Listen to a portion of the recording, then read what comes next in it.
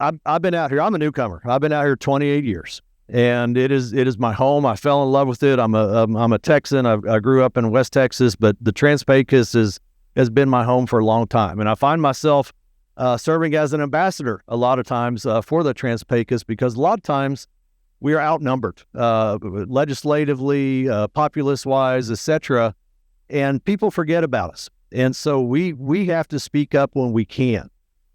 And so Texas obviously is a booming state. We have over 30 million people scattered across 254 counties, with the bulk of them between I-35, I-45, and I-10. That concentration of population also gives urban matters a much louder voice when it comes to urban-rural challenges that tend to be increasing every day. Our ecoregion is special.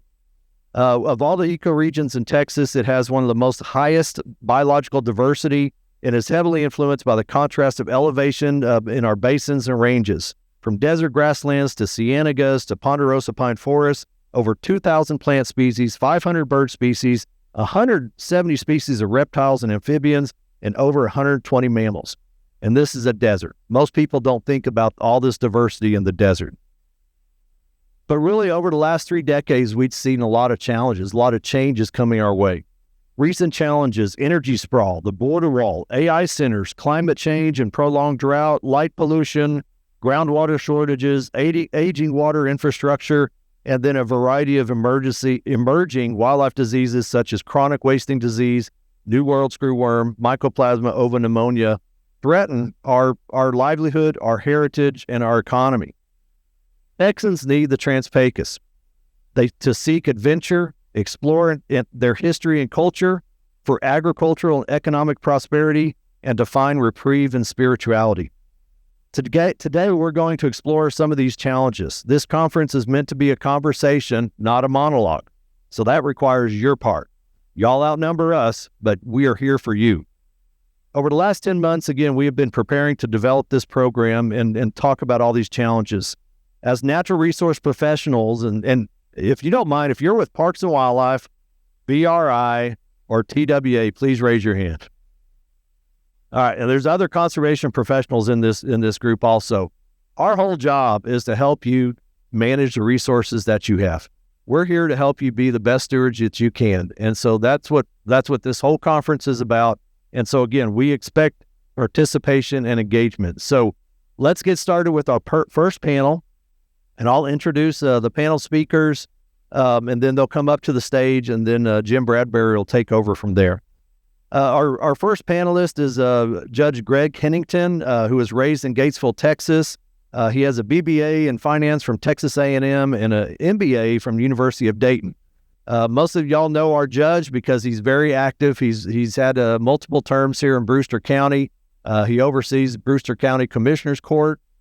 In a previous life, he was a banker, but he was also a recreationalist. He was one of the premier outdoor providers as far as providing experiences to people that come to the Big Bend through Far Flung Outdoor Center. And so let's please welcome Judge Henington to the stage.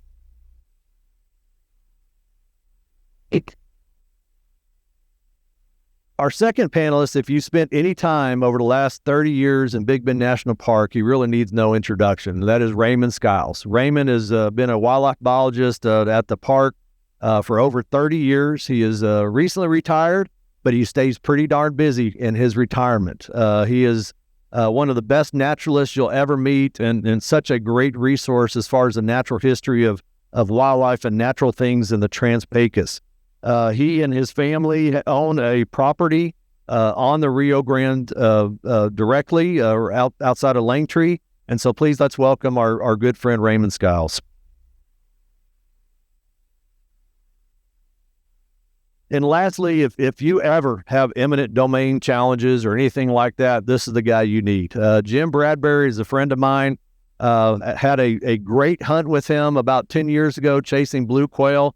When we crested that first hill chasing the blue quail, we all thought we were all going to throw up, to be honest.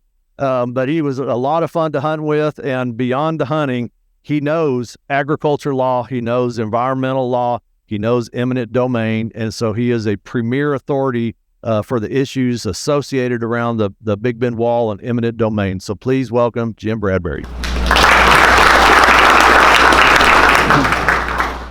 Thank you, Lewis. That was the trip that told me that everything in West Texas is harder, taller, and it's got more cactus in it. But that was a good hunt. Good morning to everybody. Thank you for joining us. We're starting off controversy for breakfast. So thank you for joining all, and thank you both for making time to come and talk about this. You know, I've been thinking about this topic on the way out here in these days leading up, and you know, I think if Texas had a cathedral, it would be the Big Bend, without a doubt. And it is important to the people that live here like you all, but it's important to everybody in Texas. I mean, people revere this place, and it is certainly under threat, which I want to roll up our sleeves and talk about a little bit. But I think I'd like to strip out some of the issues because it's a policy problem, it's a concerning problem, it's an emotional problem, but it's also a wildlife problem. I mean, there's a lot of strands to this, so I really look forward to unraveling this with the two of you. But maybe before we begin, if each of you, Lewis introduced you, but those were his words. But I'd appreciate if you just give a couple of minutes each on, you know, how this hits you personally and professionally. Just push the button straight up. There you go. Each one of you before we begin. So Raymond, go ahead. Okay. And thank you for giving me the opportunity to be here. I think I'm invited because I'm the poster child for maybe bad luck in this situation. I was born here in Alpine, raised by itinerant school teachers throughout Permian Basin. And then we moved back when I was about 14 to the grandparents' ranch, Langtree, where basically life from then on was ranch work, hunting, fishing. My brother and I made our high school money trapping and selling furs, and it's becoming part of the natural community and particularly wildlife. So I went off to A&M and got a degree in wildlife biology, and then found the national parks and thought I was just going to be a park ranger because I loved it.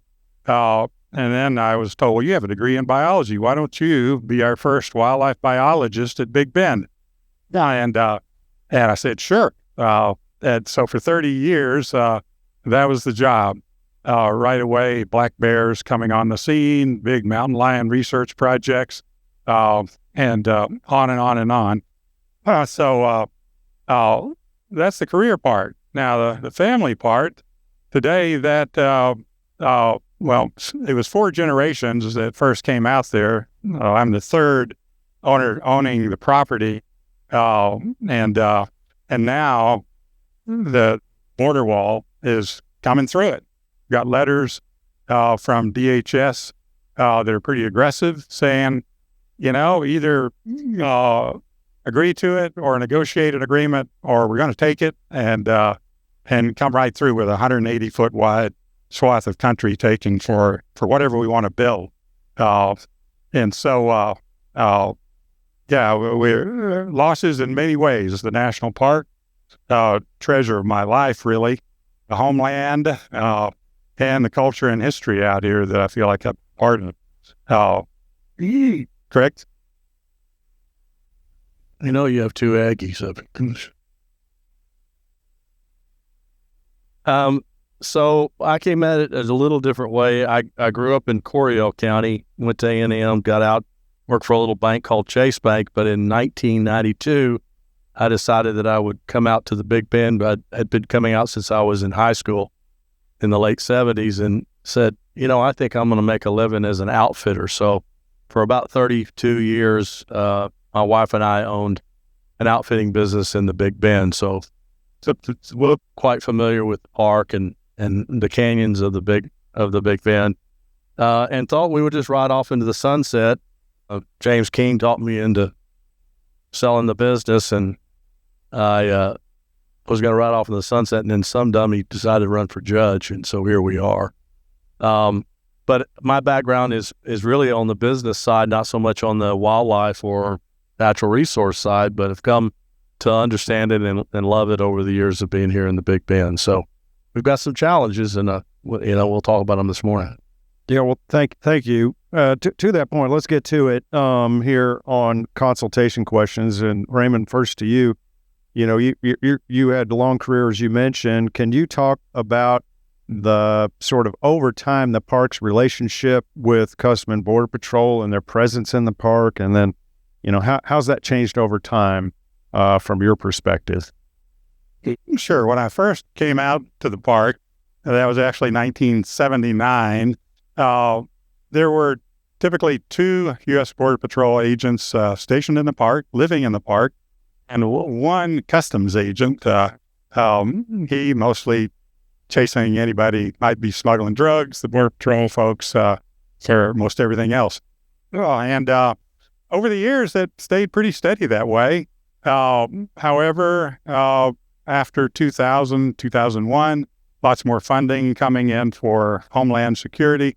That number went up to 8 agents, and the relationship was and frankly is always good. The National Park Service appreciated having extra boots on the ground.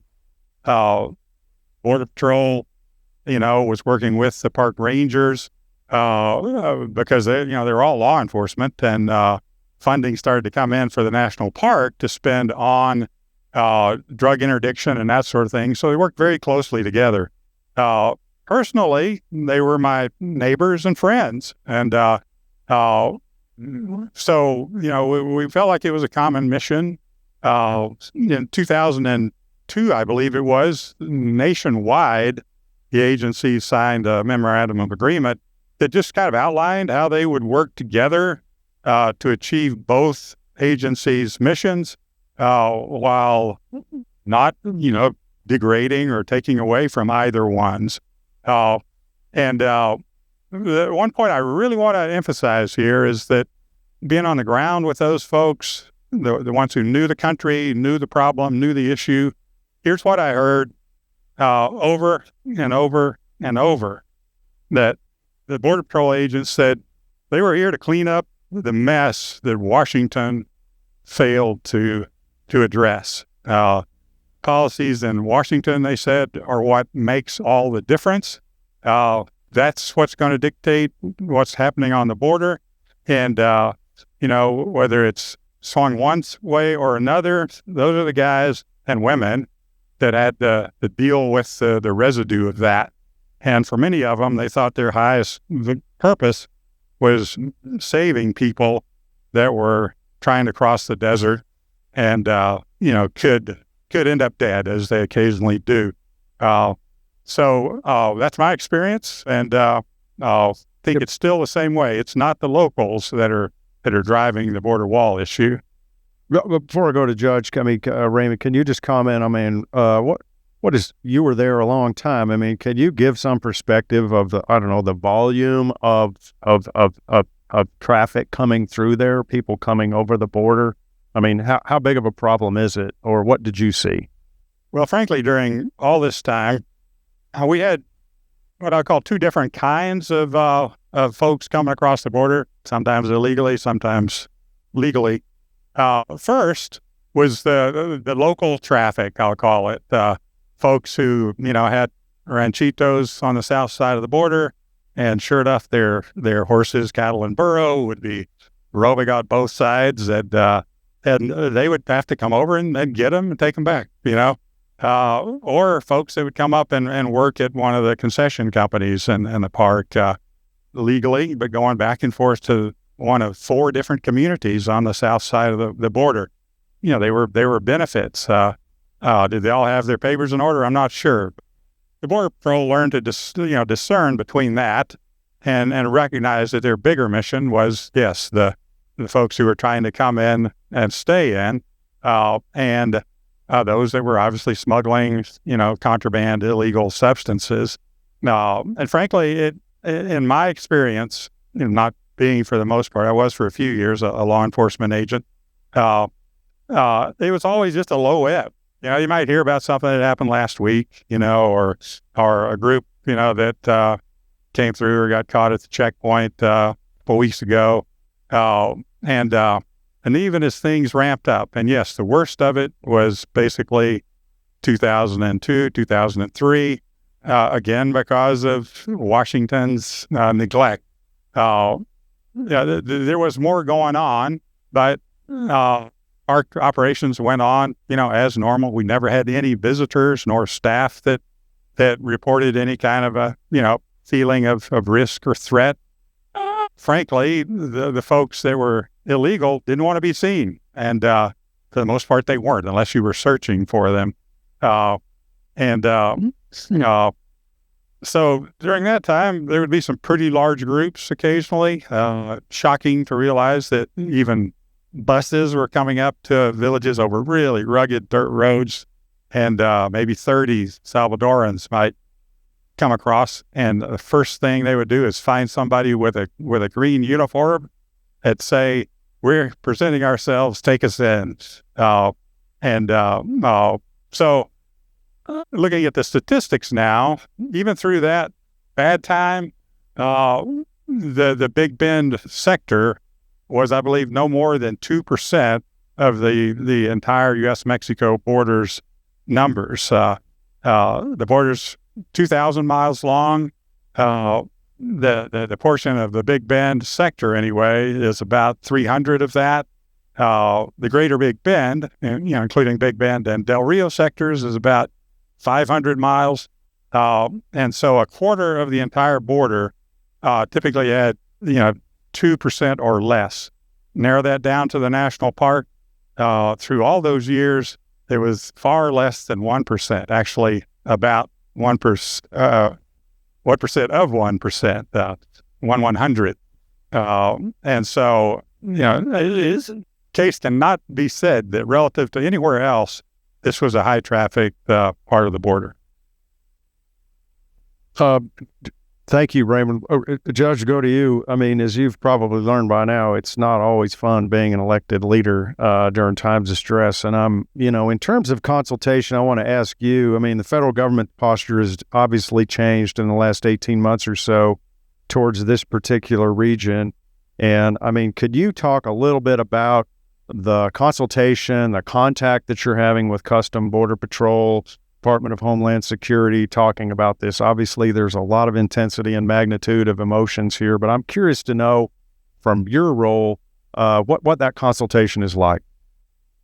Well, when this first started, we sort of had hopes that we could sit down and have a dialogue about the idea that why would we take one of our most spectacular national parks that is from a tourism standpoint, generates a lot of business for our communities and our businesses, and didn't have a big problem with immigration. I was a paramedic for 30 years down on the border, and the number of times that I actually called on people that were in distress probably could count on maybe two hands. There were some that would try and not make it because of water and the country. So everybody in this room knows that the country itself is a wall. So when we first started, I was sort of optimistic that we could sit down and have a conversation about, okay, look, we're not anti-border security. I think everybody in the room wants a secure border, but there is proven technology.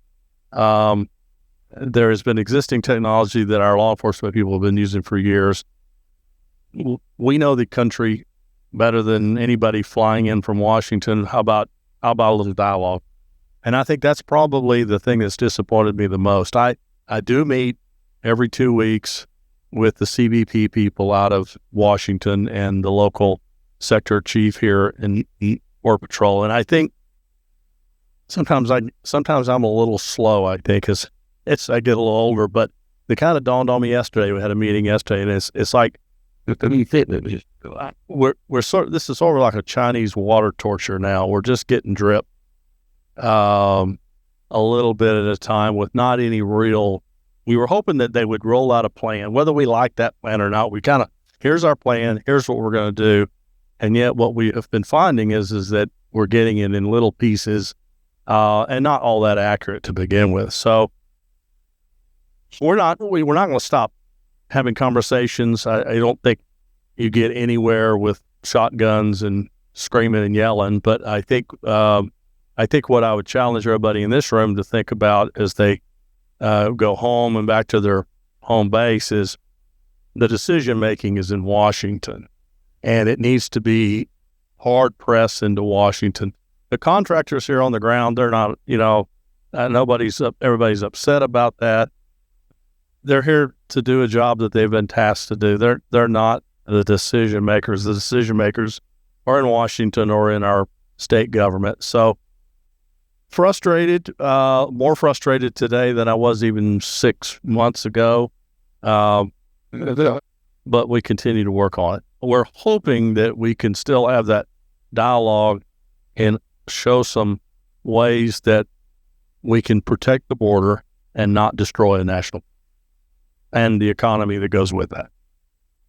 Yeah, along those lines, I mean, it's good that you're communicating and you're meeting with them regularly. I'm impressed that it's that frequent. But I mean, in your judgment, do you feel like they're being responsive to the input that you're giving on your behalf, as well as all the residents here? Or is it the case that the people you're meeting with here hear you, but it's really DC that's calling the shots? What's that dynamic like? Yeah, I mean, if I call them, like yesterday we had a meeting, and so they've made a decision that they only want to speak to the county judges and the sheriffs. And so I was on the call with the judge yesterday with CBP and the county judge at Hudspeth County, Judge McKenzie. They've been responsive in situations where like yesterday, she had an issue where one of her roads was just being destroyed by the heavy truck traffic moving up and down it, to the point where the sand pit was this deep and the residents couldn't get to town. And she hammered them pretty good, and they will respond to those kinds of on-the-ground sorts of things. But in terms of us changing their mind and saying, okay, instead of doing this, why don't you do this? That's all out of Washington. It's clear to me now that the guys here have been told, go to Big Bend, build a wall, or build something like that. So we have got to double down our efforts back in Washington. Well, good. Thank you. I mean, maybe to both of you, and get comments from each of you. I mean, maybe build a little trajectory, whatever time frame you want to talk about. Is how has this evolved over time? I mean, we know where we are right now, but let's go back and just talk about that evolution of how different where we are now is to how it used to be.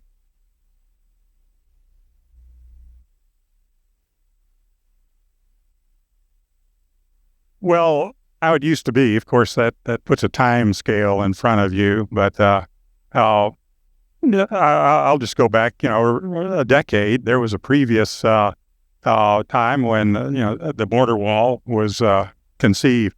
And let's be real clear about this. This is not a partisan problem from its source. It was the Clinton administration in 96, I believe it was, that first authorized border wall construction and the waiver of a number of the most important laws that would not have prevented the actions, but would have simply made them smarter, made them consult with locals, officials, and biologists, wildlife people, etc.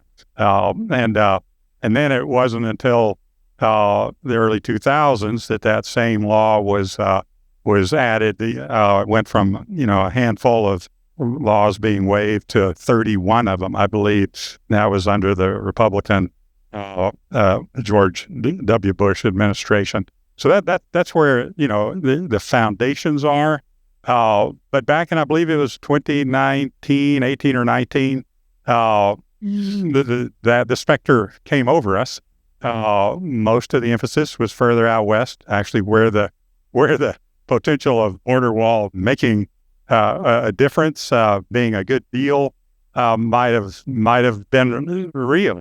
But at that time, our federal representative Will Hurd and John Cornyn, the senator, and the governor of Texas came out and said, "Look, it doesn't make sense in the Big Bend.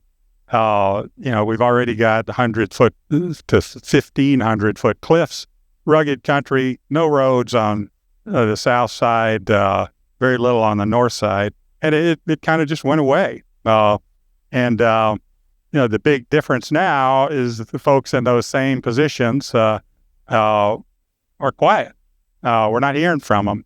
There's lots of calls, letters going in, but chirps. We don't even have a U.S. federal representative because of our step down in the midst of a scandal back in March, I believe it was, and nobody's been appointed to take the place, probably because they would be representing their constituents, and that might not be desirable. So if that is the change you're asking, it is. I mean, it sort of makes me feel good to think back to that time. Judge, any comments on that? No, I think Raymond's covered it. Okay. I think the thing that I resent the most is that there's absolutely there's a lot of smart people in this room in the county that I think could offer some really good solutions to this problem. And I think the thing that irritates me the most, well, the two things. One is that we're spending way too much time on this topic, and our folks are not focusing on their businesses and their livelihoods. They're having to fight their own federal government on this issue. And two, that we can't even get our own federal government to sit down on the table and discuss it. Those are the two things that probably... Yeah, you're hitting right somewhere I wanted to go, which is to give recognition to the impact on the local community. I mean, this, Dr. Harbison alluded to this. I mean, the magic of this place is how few people there are. That's why when all of us who come out here, our blood pressure is lower, but it makes it very complex when the area is under threat of something like this. There are not many people here. How is the local community? Can you talk about some of those tensions that exist in the local communities, all the cities and the rural areas around here, how it's impacting them, and sort of how we can, address those concerns, or how they're being addressed? Well, I mean, this has truly become, and it probably always has been, an economic issue. And that's sort of the angle that we're really pushing right now. And when the park superintendent comes to me and says, they're just going to put a man camp at Rio Grande Village, have a nice day, and then they're going to run 300 trucks a day through the national park. The light bulb on my little brain says that's an economic disaster. I mean, what visitor wants to come out and follow a sand truck around the park?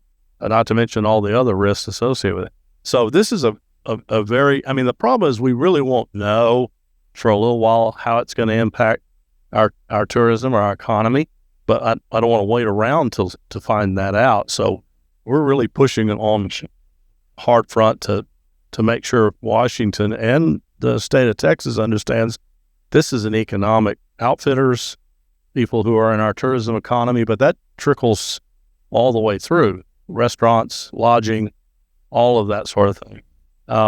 So we're very concerned about it, and I'm like Raymond. It's been a struggle to try to figure out how to get to the right people to let that be known. Now, we've seen some things recently. I think Don Buckingham's recent shot over the bow about the GO. That felt good for a while, didn't it? It's a nice step. I understand last couple of days, New Mexico has stopped some drilling of water wells in along the wall. I think there's some little cracks that maybe give us some hope that we can find a solution to this. Good, thank you. We're at a wildlife conference, so let's maybe shift gears and talk a little bit about, because I think it's probably an under-discussed impact of the wall, is the impact of wildlife corridors and the environment there. And Raymond, there's been a lot of discussion, if you're reading the news, about environmental laws and waivers of environmental laws by Washington, including the wild and scenic designation that was done to fast track. I mean, can you comment on that? I mean, is there a real precedent for that? Have you seen it before? Or, how does that sit with you? To start with, I've never seen anything like this before, and obviously, with a career in the federal government, the National Park Service, I've been part of most of those laws. Many of you maybe met me at a public meeting that the National Park Service was having up here in Alpine or the neighboring communities to talk about, some change, some new construction. And typically that took several phases. The first would be to go out and just send a letter saying, hey, we're thinking about this. Tell us what you think. And then come up with a basic plan, but a couple alternatives, and then go around and say, well, do you have input on these alternatives, which might work better, or give us another one. And that wasn't, out of the goodness of our heart. It was the federal law called the National Environmental Policy Act. That name doesn't fit it very well because in the law it says the human environment, but includes endangered species and wildlife impact. So there is at the top of my list. That's why we're not having meetings with DHS and started a year ago to get the input of people who are knowledgeable on the subject. That law got waived. I even kind of hate to use that term. Ignored is what it allows. You don't have to think about it. I made a short list of ones maybe you're familiar with out of those 31. The Endangered Species Act, the Archaeological Resource Protection Act, the Clean Water Act, the Fish and Wildlife Conservation Act, the National Park Service Organic Act, and get this, that was passed in 1917, and it said the parks will be to conserve the scenery and wildlife for benefit of future generations. Think about that for a little bit. The Wilderness Act, the Wild and Scenic Rivers Act, the Native American Graves Protection Act, and on and on and on. And so that's what's not happening now. I think all of us have been frustrated sometimes with the bureaucracy, making it hard to get things done. But frankly, I'm proud that we would go to the public for all these issues, including most recently in my career was the exotic animal management plan for the park to try to deal with feral hogs, audads, even trespass livestock from Mexico that were contrary to the mission of the national park. So all of those things are what got waived, and that is why we're not hearing even landowners like myself. We've got nobody to talk to. A contractor coming along is the best we've had yet, other than what little bit gets fed through county judges, in my case, Palo Verde County. So that's the situation we're in. Those laws that were intended to have better outcomes, regardless of how challenging that might be. And here we have an example of how that goes astray into a train wreck, and the outcome is not good. Thank you. Judge Henington, want to ask you about, kind of same topic, but on the local level. I mean, I've been trying to follow this county to county, how each one of them are dealing with it. But I mean, have local laws and permitting process, have they been waived or ignored by the process? So answer that, and then I've got a follow-up. So the answer is absolutely not.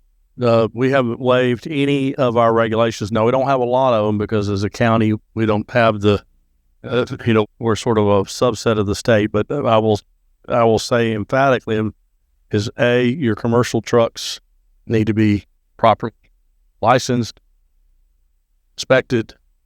Okay, so we just can't let all this traffic come through our country and then they leave in 2 years and all our roads are torn up. So number one, we're working on the traffic side.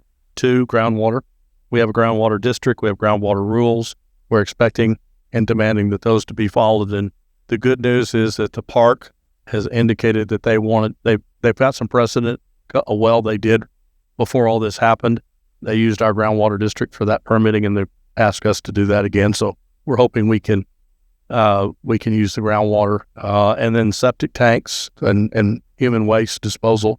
So those are our 3 big hammers that we've got. They're not the greatest, but those are the ones that we do have, and we will enforce those to the letter of the law. I mean, by and large, we'll say the contractors or the federal government element here, are they honoring that jurisdiction and role that the counties have? It's too early to tell. We haven't seen anything yet on the violation of those. I was just talking to the sheriff this morning before I came here.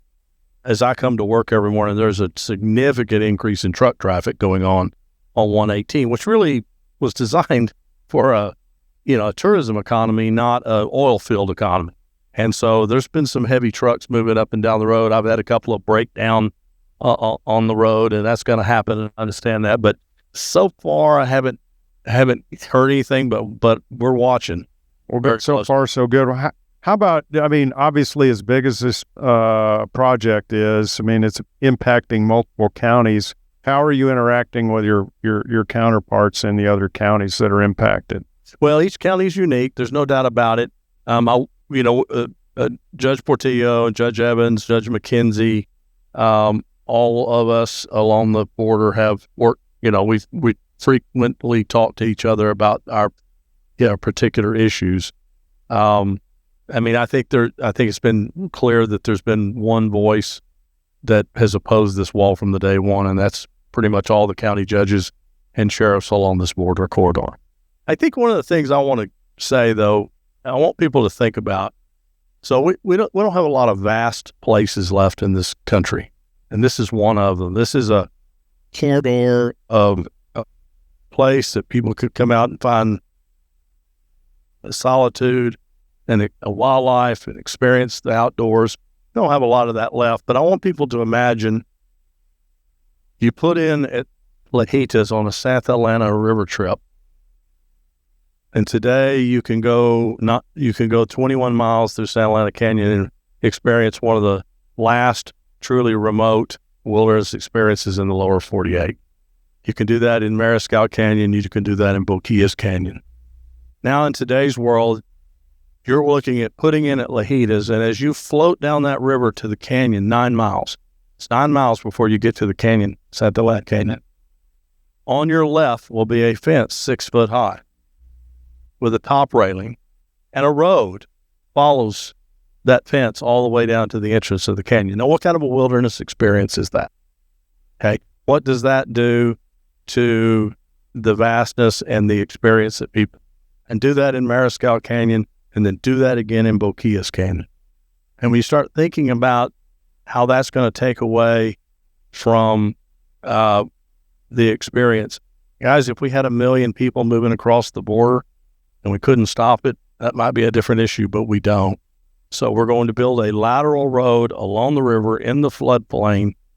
We're going to put a 4 to 6 foot high top rail fence so that, anybody can climb over it, but the outfitters can't get through it. And we're going to do that for what reason? So I want people to think about that. I would challenge people in the room to get outraged about that and help us push Washington on this. I mean, I can just envision people in D.C. Thinking, well, it's just a road. It's just a road. But that perspective is a good one. Is like a road. I mean, it's a real blight on the entire experience out there. That's correct. Yeah. Raymond, to go to you, I'm finally going to let you talk about your area of expertise, but I mean, talk a little bit about migratory wildlife corridors that exist in that and how they will be in. I mean, you've got bighorn sheep, black bears, mountain lions moving through there, and all this infrastructure, all this equipment and construction. How's that going to impact the wildlife? Well, I think maybe the first concept is that you, I, and everyone we know has already made a difference. The first proposal and the first letter that us landowners got in the parks received was for a 30-foot steel bollard wall for the entire region, Fort Hancock to Del Rio. And obviously, Dr. Harvison's group, the Borderland Research, lots of others, wildlife advocates were raising hell about that, largely because the species you mentioned the bears, about mule deer, even the javelina, anything that's can't get through a 4-inch wide slot it's going to be over for any kind of access to water, to migratory paths. The black bears, one that I spent most of my career really working at in the park, they came from Mexico. And during hard times, guess where they would go when there wasn't enough to eat in the Chizos? Over to the Sierra del Carmen or the Serranías del Burro below Sanderson. Survive and then come back. And the most important thing for their future is to have more populations in the mountains on both sides of the border. We still need that on the U.S. side, and to cut off, the sort of the mother lode. I've often heard or seen a good analogy is that we have bears living on islands. The mainland is over in Mexico. Think about shutting them off from their mainland. But the response by wildlife advocates of all stripes got that backed off, and it became a lesser evil of the vehicle barrier that Greg just described, and that's a lot better. But upstream, Big Bend Ranch State Park, all the way up to Fort Hancock, they're still facing the bollard barrier issue. From a landowner's perspective, hunter's perspective, when you have a water source, slender as it might be during drought, all along a linear reach, that's a great deal more opportunity. If you have to back that off to only wells and troughs for your wildlife and your livestock, you're concentrating everything right there. Disease transmission, predator effects will be heightened, and then obviously the bighorn sheep restoration has been a major project for nearly 40 years.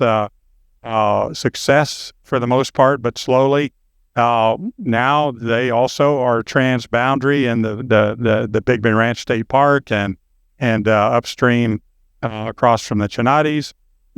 Many of those are going to be cut off. And so the vehicle barrier is better than the solid steel wall. That's still a 185-foot wide swath that will be placed north of the border. Exotic grasses are a huge problem down in that region, and other species invading. And where do they go? Where do they get their foothold? Disturbed soil. So that'll be the biggest new disturbance that the region has ever had, fostering exotic invasive species in our parks and our private ranches and native lands. I'm just hitting the high spots here. We could talk about the lights that might be on the wall. There's a whole suite of accessories be put in, power, fiber optic, light poles, camera poles, and at least a 25-foot wide swath of bare ground just for the visual patrol benefits of it, and access roads.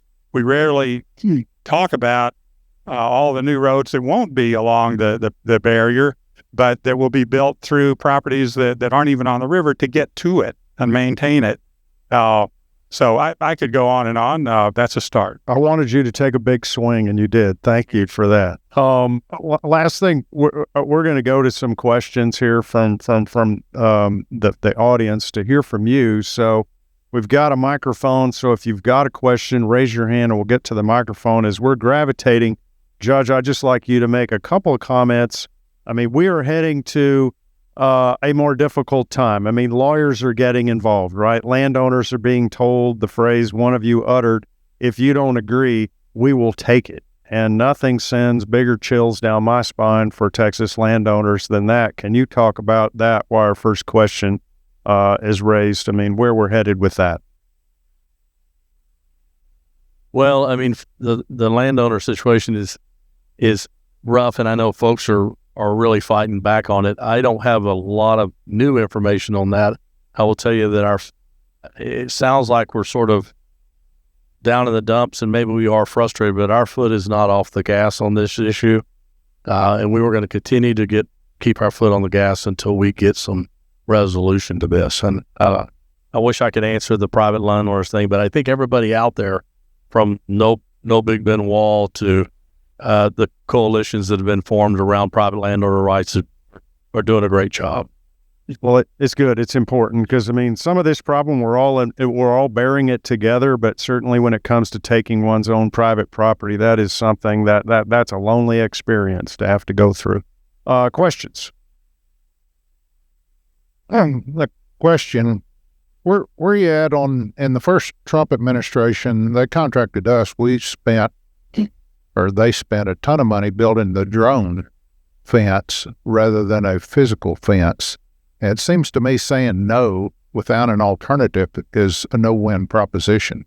So where is the discussion associated with, what during the first Trump administration is going to be a drone, not a physical, and then the Biden administration tore that up. We use that facility for a different manner now, but it seems to me that a far better argument is drones yes, wall no. If you just say no to everything, that's a losing proposition. Where are you at on the drone solution that was in the first Trump administration? I can't speak specifically to the drones, but I know our sheriff has talked about that. We've used that effectively in some of our law enforcement activities along the border. We also use satellite coordination. And I teased somebody the other day, if we can sit in the White House and watch Osama bin Laden get blown up in his house, I don't know why we can't use some of the similar technology in Big Bend. But having said that, we've not heard a word. I think what's happened is $46 billion, big, beautiful bill. Let's go. Here's your contracts. Start running. So we're totally, we're saying no wall, but let's use technology that we've been using for years. But we're not getting any feedback about that. That's an alternative. I'll jump in a little bit. And a very legitimate question. And nobody here is saying we don't need strong border security. Like I mentioned, it starts in Washington with the policies. But you brought up technology.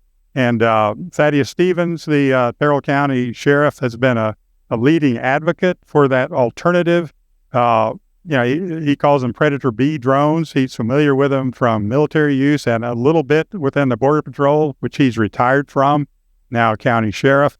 And folks like that, with that history, say, yes, that is the better solution. The terrain out here doesn't let anybody come across in most of the region, so they know exactly where to look. The few trails that come up, side canyons, where you don't have to have, Jumar climbing ascenders. And if you can keep tabs on those routes and be able to respond to that, you're much better off. But yes, that technology is available. It's being proposed as an alternative, but alternatives aren't being considered now, while we seem to have only one $7 billion steel wall or barrier solution. So we look forward to letting the people who know how to use technology be unleashed and show us what they claim will work. Other questions? I mean, we know this is a horror, and the more you talk, the more of a horror it is. But what I want to know is, what can we do? Who do we write? What do we do? We need to have, take action. All of us care. So what can we do to stop this horrible thing? I tell a story for those of us old enough to remember. In the 1960s, you'll remember that the federal government wanted to dam the Grand Canyon. I don't know if anybody remembers that, but they were going to put dams all through the Grand Canyon. Can you imagine that? The American people were enraged by that concept. It didn't help that the federal government went after the tax exempt status of the Sierra Club, which further raise the American people. But it got stopped. So it can be done. It was done. It's been done in a number of cases. And so I think we can do it here. My answer to you is it's beyond a local thing. It's beyond the contractor thing. Beating up the contractor at this stage of the game is a day late and a dollar short. Well, we don't have a representative right now, but as soon as we do, you need to be writing to them, Cornyn, Cruz, the governor, the lieutenant governor. All of those people need to be actively involved with your letter writing. And I know it's tedious, and I know it sounds like a placating, but that is truly the answer. We have got to get into Washington and start changing the minds of what's happening down here.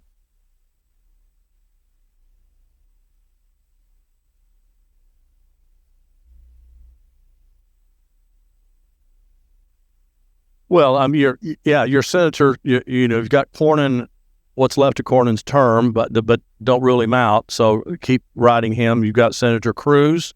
Those are your two allies now. We don't have Gonzalez, and we won't have a new representative in the 23rd until November.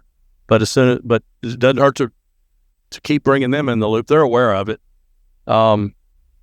You've got some candidates running for the U.S. Senate and other congressional races. They certainly should be aware of it. They can't influence anything until they get into office. But yeah, I would, even the DA, Homeland Security, Mr. Mullins, I think that's another one you can certainly write to. And I think it's clear that works. We haven't gotten much feedback in public from some of our federal representatives and senators, but all the calls and letters that were made to them, I think even those folks did some backroom deals. They didn't come out to the public, but they're the ones, I'm confident, that got the 30-foot wall put on hold and at least a compromise with the vehicle barriers. So we have to step that effort up.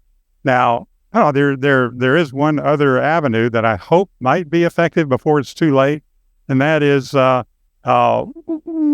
taking it to the big courts. Us landowners go to lawyers who say, yeah, we'll help negotiate you a better deal. But when we ask them, well, isn't there something wrong? The law said it was supposed to be areas of high illegal trafficking.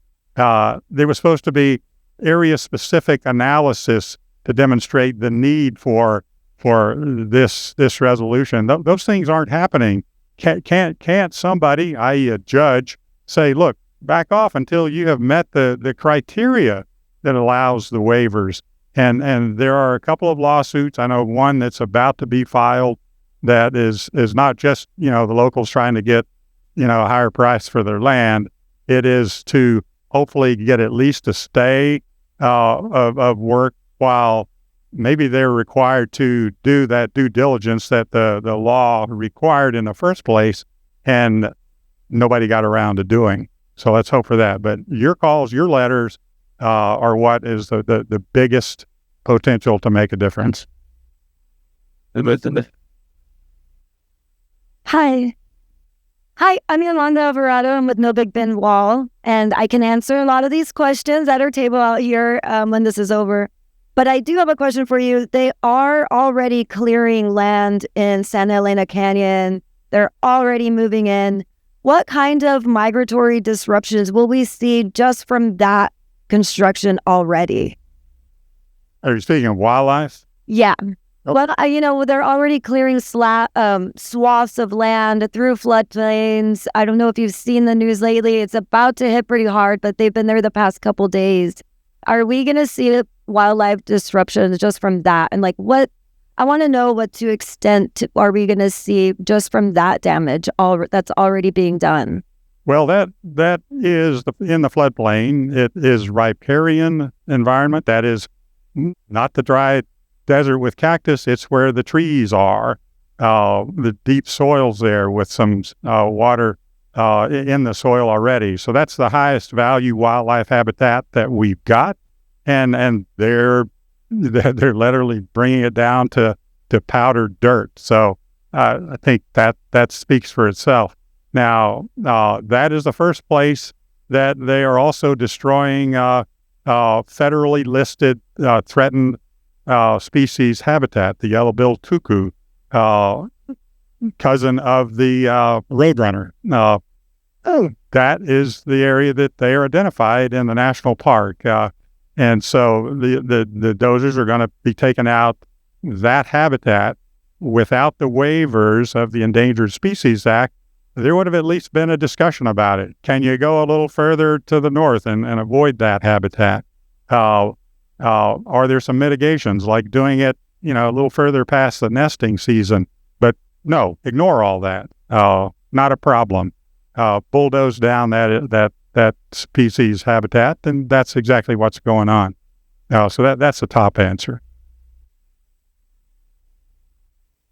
Anybody else? One more? I do. Two quick things. On the drone question, that's one thing, but I live in West Jeff Davis County, and I look at the aerostat south of Valentine from my ranch every day. And you know what? Don't like it, but you live with it. But I have a technical intelligence background. You could just put more aerostats, and it would be even much more cost-effective than trying to keep Reaper, Predator drones flying across the border.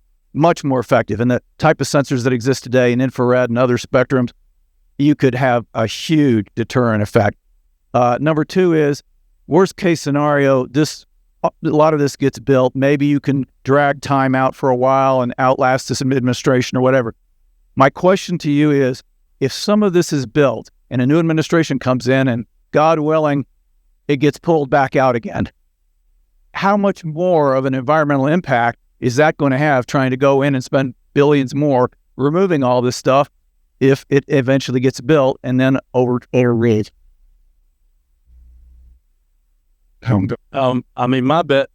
My money's on it gets built. 2 years from now, it gets abandoned, and just sits there and decays for the next 50 years. My personal opinion is they won't spend the money to take it out, but they won't spend the money to maintain it. So there it sits. All the roads will wash away. They'll move away in the floods. All that infrastructure work will be left with a very ugly natural resource. Personal opinion. I don't know. I don't know that the next administration, whoever that is going to have the desire to do what we're doing now. So I think it's just going to get, like everything else, it's going to get abandoned. And the park's not getting. So the other thing is, park's not getting any additional resources. None. They're not getting any. They got a 300-person man camp coming down to Rio Grande Village. No extra law enforcement officers. Going to put additional burden on our EMS and sheriff's office. Border Patrol's not getting an additional. They're not getting any additional manpower. If you talk to the Border Patrol guys, they're not getting any more manpower for this thing. So they're building this huge infrastructure, but they don't have any more manpower to get it done. So that's my opinion. Good question. Great way to round up. I'd love to sit up here, but I don't think they would permit us to do it. But first off, I want to thank both of you. One, for your time this morning, but two, for all your earnest determination on this issue. I know it's hard and takes a lot of your personal time to do it, but thank you very much. But thanks for joining us this morning. Let's give them a big round of hands.